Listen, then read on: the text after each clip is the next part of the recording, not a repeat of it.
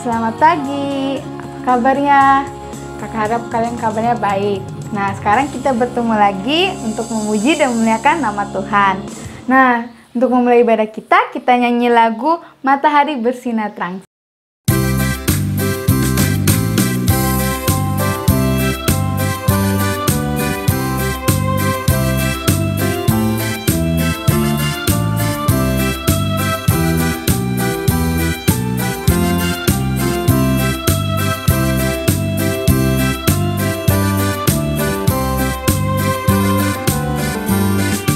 Matahari bersinar terang, burung berkicaulah senang, harum semerbaknya bunga di taman. Semua yang bernafas memuji Tuhan dan memuji nama Tuhan yang esa, dan memuji nama Tuhan yang esa. Matahari bersinar terang, burung berkicaulah senang, harum semerbaknya bunga di taman. Semua yang bernafas memuji Tuhan dan memuji nama Tuhan yang esa, dan memuji nama Tuhan yang esa.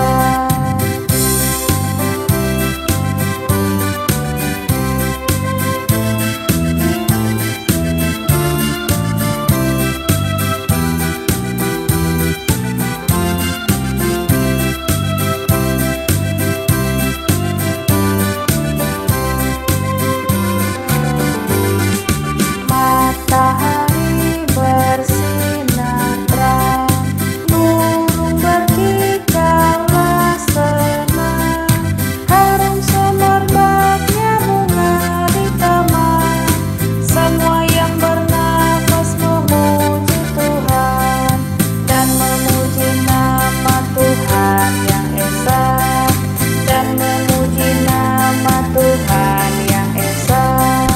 Matahari bersinar terang, burung berkicaulah senang, harum semerbaknya bunga di taman.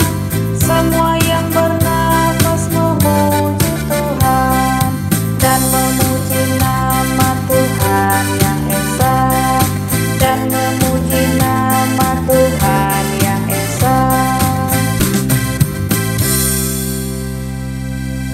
Oke, sekarang kita doa dulu ya.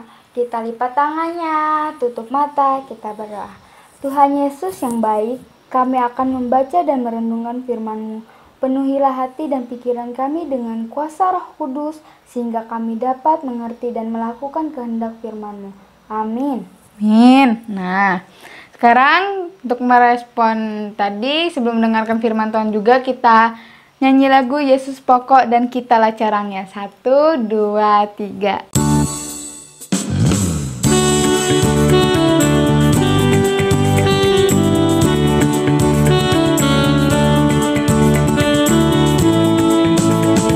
Yesus pokok dan kitalah caranya, tinggallah di dalamnya.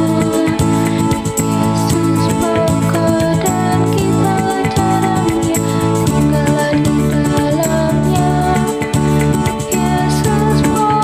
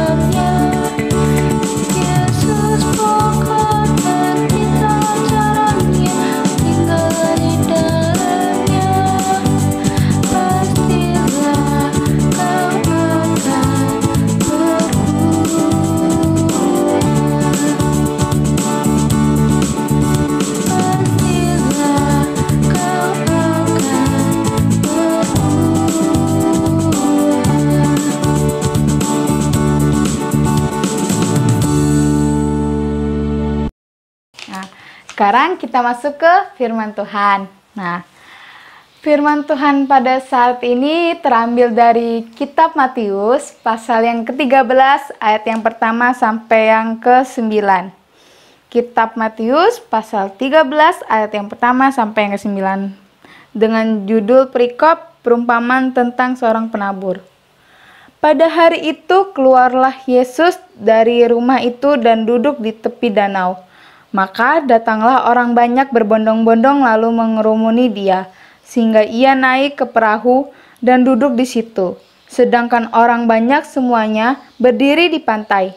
Dan ia mengucapkan banyak hal dalam perumpamaan kepada mereka, katanya, adalah seorang penabur keluar untuk menabur. Pada waktu yang menabur, sebagian benih itu jatuh di pinggir jalan. Lalu datanglah burung dan memakannya sampai habis. Sebagian jatuh di tanah yang berbatu-batu, yang tidak banyak tanahnya, lalu benih itu pun segera tumbuh karena tanahnya tipis. Tetapi sesudah matahari terbit, layulah ia dan menjadi kering karena tidak berakar. Sebagian lagi jatuh di tengah semak duri, lalu makin besarlah semak itu dan menghimpitnya sampai mati. Dan sebagian jatuh di tanah yang baik, lalu berbuah, ada yang 100 kali lipat, ada yang 60 kali lipat, ada yang 30 kali lipat. Siapa bertelinga, hendaklah ia mendengar. Amin untuk firman Tuhan. Nah, kakak di sini ngambil temanya yaitu mendengar dan melakukan firman Tuhan. Nah, hari ini kakak mau ngajak adik-adik untuk belajar menanam. Nah, pasti kalian tahu kan menanam tuh kayak menanam tumbuhan. Nah, seperti biasa yang dilakukan oleh ibu dan bapak petani. Nah, ada yang pernah lihat nggak kayak gimana cara menanam dan sebagainya? Nah, kita belajar hari ini. Untuk memulainya, kakak punya sesuatu. Nah, mau tahu nggak apa yang kakak nanti mau tunjukin ke adik-adik? Nah, kakak punya sesuatu yaitu sini Kak Leni. Nah, ditunjukkan sama Kak Leni. Halo, Nah, adik-adik. ini kakak punya tanaman. Tanamannya cantik kan? Nih, dia tumbuh dari kecil, dari biji. Nah, nih, cantik, udah berbunga. Nah, terus adik-adik, nah, tadi kan sudah lihat tuh tanamannya. Apakah adik tahu itu tuh dari itu kan dari biji, terus dia bertumbuh karena dirawat. Nah, hari ini kita akan mendengarkan cerita tentang seorang petani yang sedang menabur benih tanamannya. Cerita ini diceritakan oleh Tuhan Yesus kepada orang banyak yang sedang berkumpul untuk mendengarnya. Pada suatu hari ada seorang petani pergi ke ladang membawa benih untuk ditaburkannya, sampai di ladangnya mulai menaburkan benih tanamannya. Nah, ini kakak punya contohnya nih. Nah, pagi-pagi ada seorang petani, dia membawa benih untuk menaburnya di tanahnya nih. Pada pagi hari dia menaburnya. Nah, terus saat ia menabur benih itu ternyata ada yang jatuh di jalan. Nah, apa yang terjadi dengan benih yang jatuh di jalan itu ya? Ayo, adik-adik ada yang tahu nggak apa yang terjadi dengan benih yang jatuh di jalan? Nah, karena berada di jalan, benih itu diinjak orang dan ada yang dimakan oleh burung sehingga tidak ada satupun yang tumbuh. Nih, contohnya kayak gini. Nih, jadi ini benih yang jatuhnya di jalan. Jadi ada diambil burung, terus dimakan burung, terus sama diinjak sama orang. Karena dia jatuhnya di jalan. Nah, terus ada juga yang benih yang jatuhnya di berbatuan. Nah, apa yang terjadi dengan benih yang jatuh di dekat batu-batu? Nah, ternyata benihnya itu bisa tumbuh loh, tapi tanahnya terlalu sedikit. Akarnya tidak bisa kemana-mana, sudah terhalang oleh batu. Nah, tidak lama kemudian benihnya layu dan mati. Nih, contohnya nih seperti ini. Nih, dia tumbuh, tapi habis itu dia layu lagi. Karena apa? Karena tadi akarnya tidak bisa merambat karena ada batu-batu. Terus tanahnya juga sedikit, jadi nggak bisa dong dia tumbuh. Nah, terus ada lagi nih benih yang jatuhnya di tanah yang subur. Nah, tetapi tanahnya penuh dengan semak berduri. Jadi meskipun tanahnya subur, tapi di sekelilingnya ada tanaman berduri. Nih, kayak gini contohnya nih. Nih adalah biji yang jatuh di tanah semak berduri. Nah, bagaimana dong nasibnya dengan benih yang jatuh di tanah berduri tadi? Nah, ternyata benihnya itu bisa tumbuh juga, tapi dia itu terhimpit oleh tanaman di sekitarnya, sehingga dia tidak bisa bertumbuh lebih besar dan mendapatkan sinar matahari lagi. Jadinya dia layu dan mati. Nah, dan terakhir ada juga yang benih yang tumbuh di tanah yang subur. Nah, tanah yang subur dan bersih. Apa yang terjadi dengan benih yang jatuh di tanah yang subur dan bersih? Ayo. Pastinya itu akan hidup nih. Nah, ini yang di tanah yang subur dan bersih. Jadi, dia tumbuh nih, tumbuhnya banyak. Nah, oleh karena itu, kita kalau nanam tanaman pasti kita cari tanahnya yang bagus, terus yang baik, yang ada unsur haranya.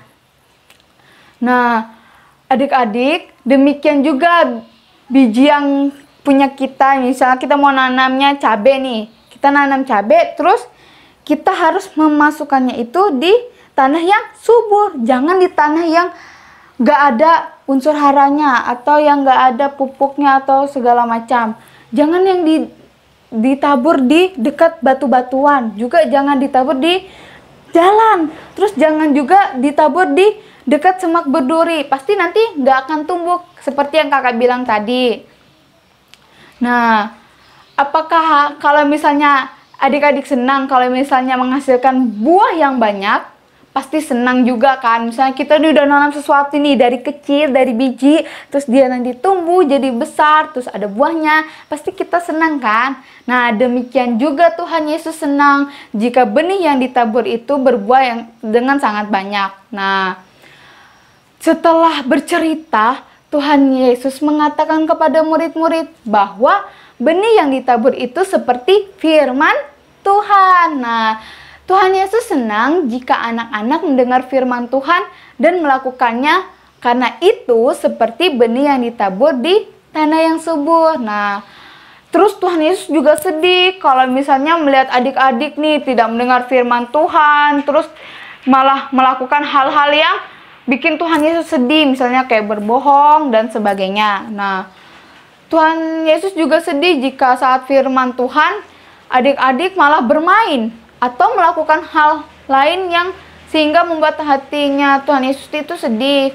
Karena itu seperti benih yang jatuh di tanah berbatu. Demikian juga Tuhan Yesus sedih melihat adik-adik yang sudah mendengar firman Tuhan dengan baik, tetapi ketika pulang sampai rumah adik-adik masih suka melakukan hal yang tidak baik. Nah, itu juga contohnya seperti benih yang jatuh di semak berduri. Nah, yang sesuai dengan kehendak Tuhan Yesus adalah, ada yang tahu nggak? Yang sesuai dengan kehendak Tuhan Yesus itu apa?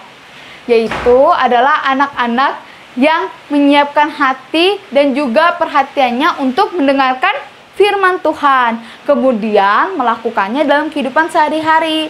Hal itu seperti benih yang jatuh di tanah yang subur, yang terhindar dari gangguan apapun, karena itu dirawat. Nah, supaya adik-adik tetap ingat dan menjadi seperti benih yang jatuh di tanah yang subur, mari kita sama-sama mempersiapkan tempat yang baik juga untuk menanam benih yang sudah kakak bawa hari ini, yaitu firman Tuhan. Nah, perumpamaan tentang penabur merupakan perumpamaan mengenai kerajaan sorga yang terdapat dari kitab Matius tadi, yang kita baca tadi, Matius pasal 13. Nah, yang berisi tentang pengaruh pemberitaan Injil terhadap kondisi rohani orang-orang yang mendengarkannya. Nah, jadi firman ini, perumpamaan ini diambil dari kisah kehidupan sehari-hari kita. Yang membuat hal ini menjadi bermakna atau tidak adalah kalau kita mendengar atau menerima firman itu. Nah, firman itu menyatakan kebenaran kepada orang-orang yang percaya, sedangkan pada saat yang bersamaan menyembunyikan kebenaran itu dari orang yang tidak percaya. Perumpamaan kadang-kadang dapat menuntut orang mengambil keputusan. Nah, jadi kita tuh sebagai anak Tuhan, kita udah dengar firman Tuhan nih, terus kita sebagai anak Tuhan apa nih respon kita supaya firman Tuhan itu bertumbuh seperti benih yang jatuh di tanah yang subur, yaitu mendengar firman Tuhan, terus kita melakukannya di dalam kehidupan kita sehari-hari dengan berbuat baik, misalnya nih membantu orang tua, terus kita tidak bertengkar sama saudara kita, lagi nih kita belajar juga, terus jangan lupa baca firman Tuhan, berdoa. Nah, jangan lupa, pokoknya kita harus berdoa, kita harus ingat sama Tuhan, oke? Nah, kakak punya ayat hafalan, yaitu di dalam kitab Matius pasal 13 ayat yang ke-16, yaitu berbahagialah matamu karena melihat dan telingamu karena mendengar. Oke, nanti jangan lupa ya, Matius pasal 13 ayat 16 itu ayat hafalannya. Dan untuk aktivitasnya, yaitu kakak punya aktivitas menanam apa saja. Nah, jadi nanti adik-adik kalian benihnya apa aja deh, terserah mau cabai kayak mau buat sawi atau apapun yang ada di rumah adik-adik. Nah, itu ditanam, nggak mesti tanaman buah-buahan juga, terserah mau apa. Itu nanti adik harus rawat ya. Nah, karena itu merupakan sesuai dengan firman kita hari ini, yaitu tentang menabur. Oke? Amin untuk firman Tuhan. Nah, sesudah merespon firman Tuhan, kita nyanyi lagu Baca Kitab Suci.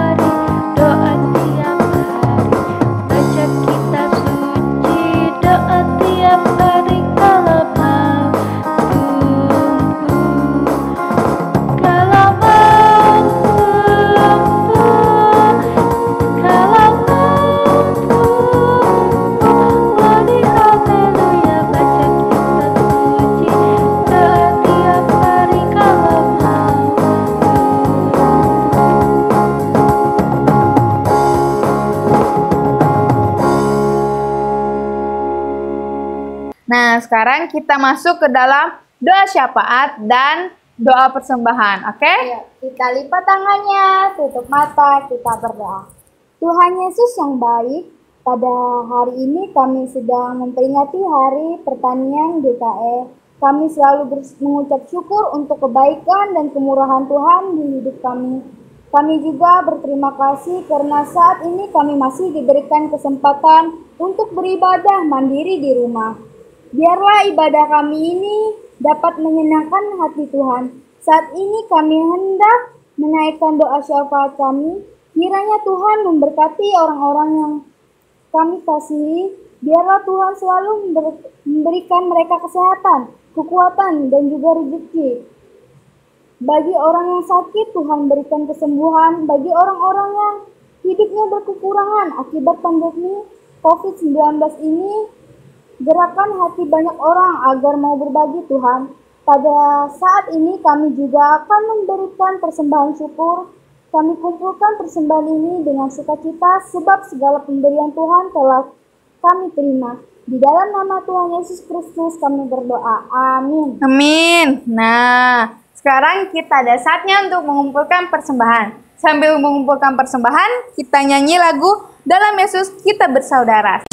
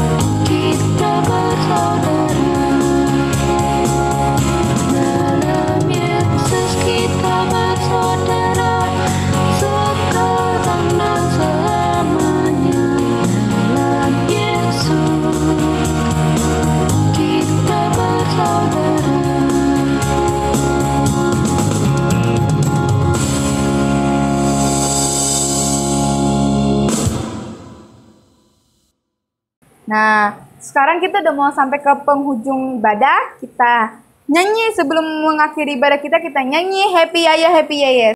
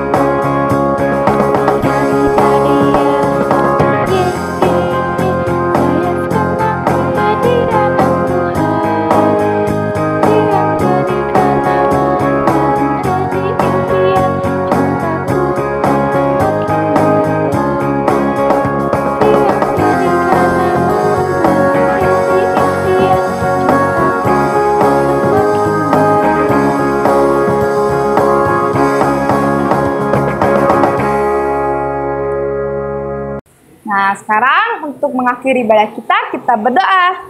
Kita lipat tangan, kita tutup mata, kita berdoa.